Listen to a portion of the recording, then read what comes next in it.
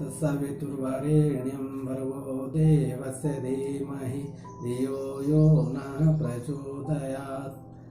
प्रिय विद्यार्थियों, पिछली कक्षा में हमने समग्र स्वास्थ्य की अवधारणा पे आपसे चर्चा की थी। इस क्लास में हम शारीरिक स्वास्थ्य एवं पतंजल योग सूत्र के तकनीकों के संबंधों के बारे में चर्चा करेंगे। जैसा कि हम जानते हैं कि योग सूत्र एक समग्र ग्रंथ है।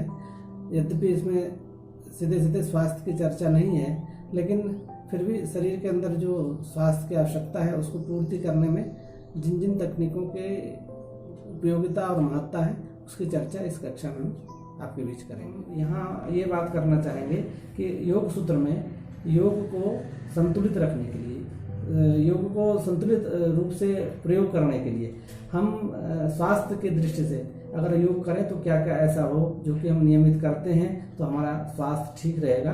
तो उसमें कुछ चीज़ें जो कि हम लोग पहले भी पढ़ चुके हैं, लेकिन कुछ चीज़ें जैसे कि हम देखें कि अगर हम शुरुआत में देखें तो प्रथम पाद में सबसे पहले उन्होंने ईश्वर प्रणिधान की बात की पतंजलि ने उपाय प्रत्यय साधकों के लिए। तो उपाय प्रत्यय साधकों के पहले भी उन्होंने जो उपाय प्रत्यय साधक की शुरुआत की उन्होंने कहा श्रद्धा वीर्य स्मृति समाधि प्रज्ञा पूर्वकम इतरेशा। तो वो कहते हैं कि यहाँ अगर आपके पास श्रद्धा है तो वीर्य भी होना चाहिए। वीर्य क्या है? वीर्य मतलब शक्तिशाली होना चाहिए। शक्तिशाली होना मतलब शारीरिक वीर्य शक्ति प्रदान करने वाली हमारी एक धारा है और वो शरीर से ही संबंधित है। मतलब शरीर आपका बलिष्ठ रहे, तंदुरुस्त रहे आप, तो आप योग के क्षेत्र में आगे जा सकते हैं। तो पहली आवश्यकता उन्होंने वीर्य की बताई। दूसरी बात वो बताते हैं कि अगर वीर्यवान बने तो श्रद्धावान भी आपको होना चाहिए। तो श्रद्धावान वीर्यवान मिलके फिर आप आगे की यात्रा कर सकते हो। तो उसमें आगे पतंजलि ने कहा कि ईश्वर भक्ति करें, ईश्वर का जो सो अवलंबन लें, ईश्वर की जो अभ्यर्थना करें, ईश्वर के प्रति नमनशील रहें, ईश्वर प्रणिधानात्वा कहा। तो उसमें कहा कि ईश्वर प्रणिधानात्वा तो होगा क्या? तो सबसे पहले उन्होंने कहा कि व्याधि जैसी चीजें, व्याधि मतलब शरीर के रोग, शरीर की समस्याएं, उसका निदान होगा, उसका समाधान होगा।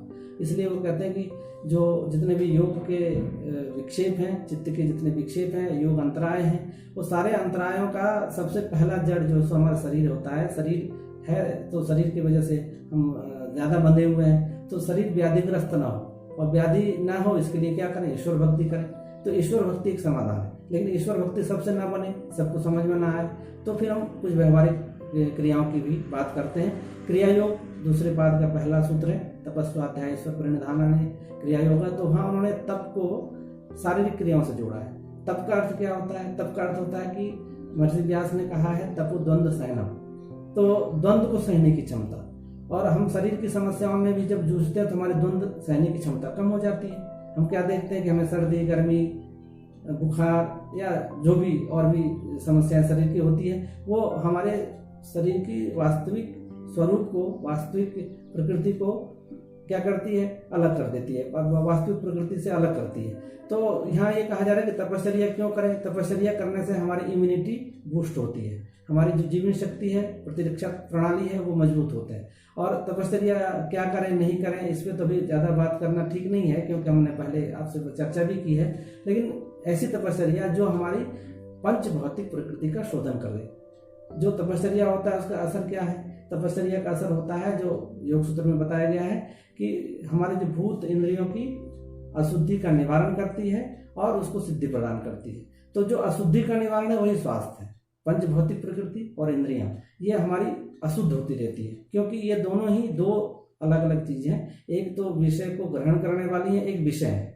विषय और विषय को ग्रहण करने वाले आपस में जब जुड़ते हैं तो उसमें आदान प्रदान भी हो सकता है और संवादहीनता की अवस्था में उसमें गड़बड़ी भी पैदा हो सकती है। जैसे कि एक आदमी रोज कोई ऐसी चीजें खाता है जो कि नियमित उसे अच्छा लगता है, लेकिन उसी से उसके अंदर एक नए आदत का निर्माण भी हो रहा है। तो कहीं न कहीं ये जो हमारी प्रकृति है, ये प्रकृति क्या होती है?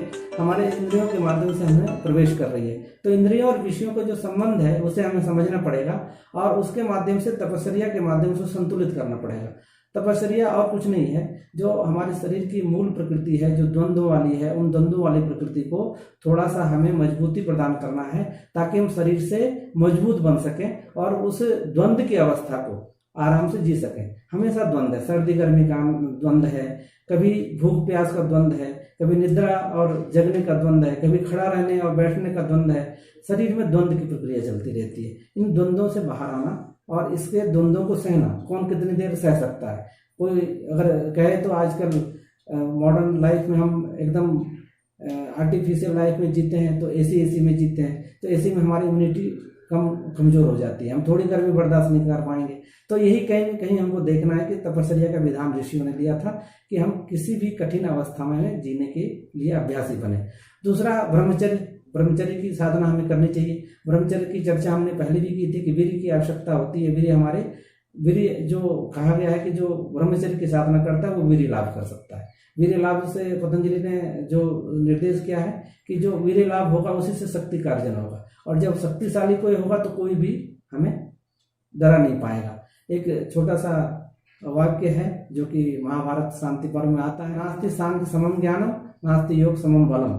योग के समान कोई बल नहीं है। अगर हम बलशाली होंगे तो योग से हो सकते हैं। तो यहाँ हम शारीरिक स्वास्थ्य को ब्रह्मचर्य से इसलिए जोड़ रहे हैं कि ब्रह्मचर्य के द्वारा हम अपनी शक्ति के क्षरण से रोकते हैं अपने आप को, और वो हमारे शारीरिक उन्नति, शारीरिक विकास, शारीरिक समर्थता पे हमारा एक सहयोग करता है। और अगर हम आगे देखें कि इसमें और क्या है, तो शौच एक बहुत जरूरी चीज़ है। शौच से हमारे सामान्य शौच होता है जिसमें कि हम स्नान करते हैं, सुबह की बहुत सारी प्रक्रियाओं से गुजरते हैं, लेकिन वो शौच केवल उतनी शौच नहीं है। शारीरिक शौच के साथ साथ हमारी जो इंद्रियगत शौच है ना, वो सारी शौच पे हमें ध्यान देना चाहिए। आज हम कोरोना के युग में जी रहे हैं तो पवित्रता के बड़ा महत्व लोगों को समझ में आ रहा है। तो हम पवित्रता, एक हमारे शारीरिक पवित्रता की आवश्यकता है जिसमें कि विभिन्न तरह की जो अशुद्धियां हो रही हैं निरंतर उसे निष्कासित करते रहना चाहिए, जिसको मल विसर्जन भी कहते हैं। और दूसरे तरीके से हम जब आगे बढ़ते हैं तो हम देखते हैं कि आसन से भी एक तरह की शुद्धि हो रही है। आसन भी क्या कहता है, आसन में अगर जब हम कहते हैं पतंजलि की स्थिर सुखम आसनम, तो वो कहते हैं कि हमारा शरीर स्थिर रह सके। सामान्य स्तर पे हम देखें तो शरीर हमारा स्थिर नहीं रहता। क्यों नहीं स्थिर रहता? क्योंकि शरीर के अंदर जो भी मेटाबॉलिक कैटाबॉलिक जो भी क्रियाएं चल रही हैं, या जो भी फिजियोलॉजिकल क्रियाएं चल रही हैं, वो हमारे शरीर को निरंतर गतिमान किए रहती हैं। लेकिन हमें अगर थोड़ा सा आगे बढ़ना है योग की दिशा में तो आसन करना चाहिए और आसन से स्थिरता प्राप्त करना चाहिए। वैसे और भी जो ऋषि मुनि हैं उन्होंने अपने अपने ढंग से कहा है, लेकिन ये बताया जाता है कि जितने भी आसन हम करते हैं जो कि विभिन्न अलग अलग योनियों से जुड़ता है, जिसको हम ऐसा कह सकते हैं कि ये फिश पोस्चर है, कि ये धनुरासन है, ये मत्स्य आसन है, ये सर्वांगासन है, ये सारे आसनों का मूल मकसद एक ही है कि हम ध्यानात्मक आसन की पद्धति को अपना सकें। और ध्यानात्मक आसन में क्यों बैठें? क्योंकि ध्यान से फिर आगे की प्राण की ऊर्जा हमारी संतुलित होगी।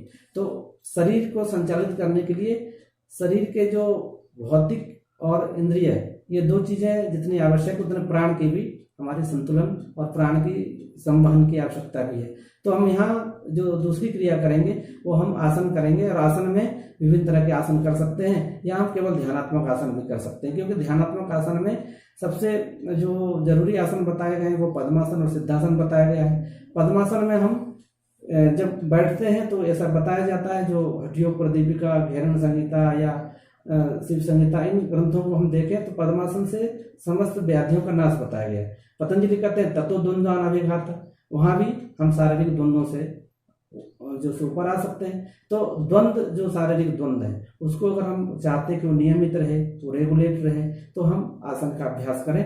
कौन से आसन करें?